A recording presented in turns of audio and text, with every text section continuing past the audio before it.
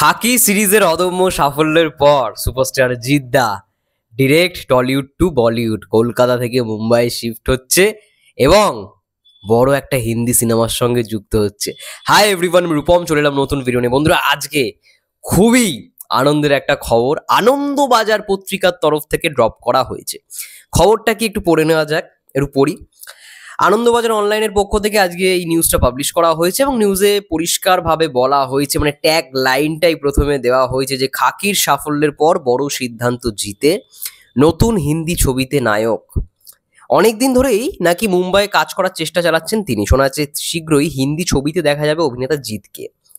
খাকি দি Bengal chapter web সিরিজে অভিনেতা জিতকে দেখার পর থেকে অনুরাগীদের আশা অনেকটাই বেড়ে গিয়েছে।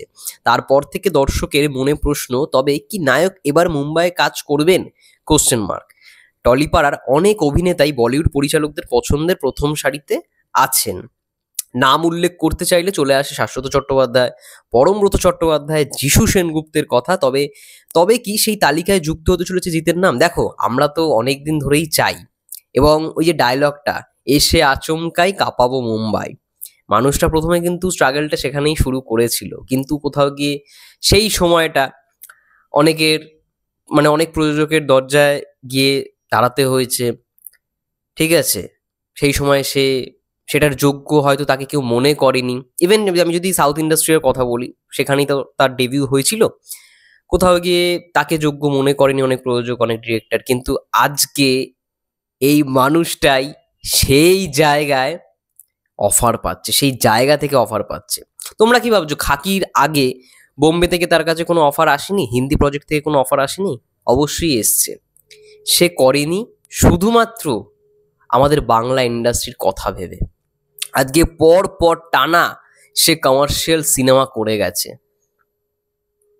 আজকে যখন বাংলা ইন্ডাস্ট্রি একটা জায়গায় এসেছে, তার কোথাও গিয়ে মনে হয়েছে এবার তার আরও একটা বড় পদক্ষেপ নেওয়া উচিত, সেটা হচ্ছে বলিউডে। যাই হোক, পুরো আর্টিকেলটা পড়া যাক। খাকির সাফল্যের পর নাকি নায়কের কাছে এসেছে মুম্বাইয়ের অনেকগুলো নতুন চরিত্রে কাজ করার সুযোগ। কেরিয়ারের শুরুর দিকে মুম্বাইয়ে অনেক দিন ছিলেন তিনি। বলিউডে নায়ক হওয়ার স্বপ্ন নিয়েই কলকাতা ছেড়েছিলেন জিৎ, যদিও সে সময় সাফল্য আসেনি। কর্মজীবনে আসে নানা বাধা, সময়ের সঙ্গে অনেক কিছু বদলে গিয়েছে। তিনি এখন টলিউডের সফল নায়ক এবং প্রযোজক। এখন অবশ্য মুম্বাই কলকাতা যাতায়াত বেড়েছে জিতের। স্টুডিও পাড়ার অন্দরের ফিসফাস একটি হিন্দি ছবির কথাবার্তাও প্রায় পাকা হয়ে গেছে।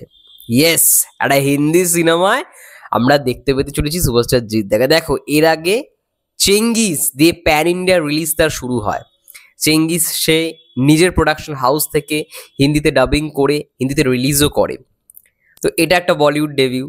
খাকি সিরিজের মাধ্যমে সে বলিউডে কাজ করলো। খাকি তো পুরোপুরি মুম্বাই ওরিয়েন্টেড একটা ফিল্ম, এই সিরিজ মুম্বাইতে শুট হয়েছে, কিন্তু বেঙ্গলের ঘটনা হিন্দিতেই পুরোপুরি শ্যুটটা হয়েছে, কিছু কিছু ডায়লগস বাংলাতে। তো সেইখানেও তার একটা ডেবিউ হলো।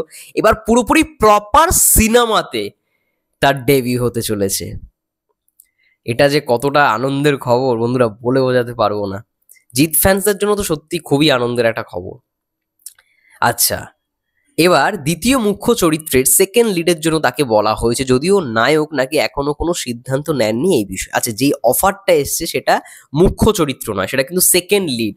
অর্থাৎ অনেক ক্ষেত্রে আমরা দেখি অনেক সিনেমায় দুজন ক্যারেক্টার লিড করে, একজন ফার্স্ট লিড, একজন সেকেন্ড লিড, আবার অনেক সময় 3-4 জন মিলেও লিড করে। তো সেরকমই একটা সিনেমা যেখানে সেকেন্ড লিডে তাকে দেখা যাবে, কিন্তু এখনো জিদ্দা কোনো কনফার্মেশন দেয়নি। সবটাই আলোচনা স্তরে রয়েছে। এর আগে মুম্বাই নিজের চেঙ্গিস ছবির জন্য চুটিয়ে প্রচার করেছিলেন অভিনেতা। তবে বর্তমানে আদেও তিনি হিন্দি ছবিতে সই করছেন কিনা তা নিয়ে সংশয় থেকেই যায়, কারণ এখনো পর্যন্ত নায়কের টিমের তরফ থেকে কোনো কিছু জানানো হয়নি। তবে আগামী দিনে রাইহান রাফি পরিচালিত লায়ন ছবিতে নতুন অবতারে দেখা যাবে জিতকে। আবারও লায়নের আপডেট এলো। আবারও আগের দিন TV9 বাংলার ভাস্বতী ঘোষ খবর করেছিল, সেখানে লায়নের উল্লেখ ছিল। এখন ঠিক same to same Anandabazar online আরো এক্সক্লুসিভ আপডেট দিয়েছে মুম্বাই ওরিয়েন্টেড, এবং সেখানেও লায়নের আপডেট এসছে। তার মানে লায়ন সিনেমা হচ্ছে। ইয়েস, আমি যেই খবরটা নিয়েছিলাম একদম সঠিক খবরই নিয়েছিলাম। তাণ্ডবের শুটিং এর পরেই শুরু হচ্ছে লায়ন সিনেমা। সব থেকে বড় আপডেট, আগে লায়ন সিনেমা হবে, তারপরে কিন্তু বোম্বেতে জিদ্দার হিন্দি সিনেমার ডেবিউ হতে চলেছে ভাই। আলাদাই আনন্দের খবর, খুব খুশির খবর, বিশেষ করে জিদ্দার ফ্যান্সদের জন্য যারা এতদিন অপেক্ষা করে রয়েছে। দেখো সেই কবে, মানে 2022 সালে 2022 সালে জিদ্দার জন্মদিনের দিনকে 30শে নভেম্বর তিনটে না দুটো ছবির অ্যানাউন্সমেন্ট হয়েছিল। চেঙ্গিস তো আসবে আমরা জানতাম, কিন্তু নতুন দুটো ছবি মানুষ এবং বুমেরাঙের অ্যানাউন্সমেন্ট পেয়েছিলাম। খাকি তো নেটফ্লিক্সের প্রজেক্ট। তো বুমেরাঙের পরে জিদ্দার কোনো সিনেমা নেই।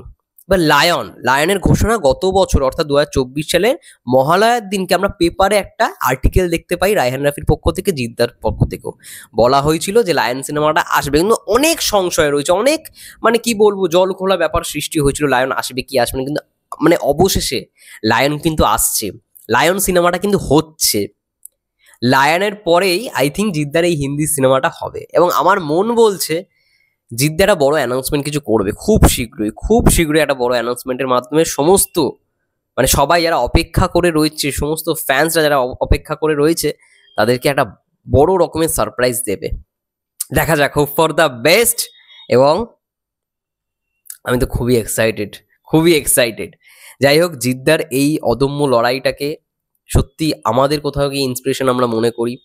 যেই মানুষটা প্রথম মুম্বাইতে স্ট্রাগল করেছিল, যেই মানুষটা প্রথমে সাউথ ইন্ডাস্ট্রিতে গিয়ে এরকম একটা মানে কি বলবো সিনেমাও করেছিল যেটা হয়তো প্রথমে ফ্লপ, কিন্তু সেই মানুষটাই বাংলায় প্রথম সিনেমায় সব থেকে বড় ব্লকবাস্টারটা দিয়েছিল সেই টাইমে। সেটা মহেন্দ্র সুনিজি কিছুদিন আগে বলেছিল একটা পডকাস্টে যে সাথীর যা বাজেট তার 20 টাইমস বিজনেস করেছিল। সাথী যদি কেউ বলে থাকে যে বাজে সিনেমা, তাহলে তার মাথায় কিছু নেই। তো এটা বলার কারোর স্কোপই নেই যে সাথী বাজে সিনেমা। প্রথম একজন যে বাঙালিও নয়, যে ছেলে বাঙালিও নয়, সে অন্য ইন্ডাস্ট্রির কোথাও গিয়ে ভেবেছিল যে অন্য ইন্ডাস্ট্রিতে সে চান্স পাবে, কিন্তু ঘুরে ফিরে তাকে বাংলাতে এসে বাংলা সিনেমা করতে হয়েছিল। বাংলাতে প্রথমে তাকে ডাব করতে দেওয়া হয়নি, কারণ সে বাংলা বলতে পারতো না ভালো করে। সিন্ধি বংশের ছেলে কি করে বলবে? চেষ্টা চালিয়ে গেছিল। তাকে যখন বলা হয়েছিল ডাবিং করতে দেওয়া হবে না, সে চেষ্টা চালিয়ে গেছিল, এবং আলটিমেট ডাবিং জিদ্দা নিজে করেছিল। এর থেকে বড় সাফল্য আর কি হতে পারে? সাথী জিদ্দার প্রথম সিনেমা, বাংলা ইন্ডাস্ট্রির বস, সে ফার্স্ট মানে ওই রকমভাবে সেই সময় শ্বশুরবাড়ি জিন্দাবাদ যেরকম ব্লকবাস্টার হয়েছিল, ঠিক সেরকমই ব্লকবাস্টার করেছিল সাথীও। মাইন্ড ব্লোয়িং বস। খুব ভালো লাগছে। তার বলিউড যাত্রা খুব ভালো হোক, শুভ কামনা তাকে বলিউড যাত্রার জন্য, এবং এইভাবেই তিনি এগিয়ে যাক। এবং হ্যাঁ, একটু আপডেটটা দরকার, তার একটু সিনেমার আপডেটটা দরকার। বছরে সে যদি একটা করে সিনেমা করে কি করে হবে বন্ধুরা? তোমরাই বলো না। বছরে একটা করে সিনেমা আমি অন্তত চাই না, মিনিমাম দুটো করুক। এই বছর খাকিদি ওয়েব সিরিজ এলো, খাকিদি বেঙ্গল চ্যাপ্টার, একটা সিনেমা বা দুটো সিনেমা করুক। আগের বছর যেমন বুমেরাঙই দেখলাম, তাও আবার ঈদ ছাড়া। এখন ঈদ মানেই সবাই বলে জিত, একটা রেসই ছিল ঈদ মানে জিদ্দার সিনেমা আসবেই। তো সেই ঈদটাকেও কোথাও গিয়ে জিদ্দা ছেড়ে দিয়েছে। যাই হোক, এটাই বলার ছিল।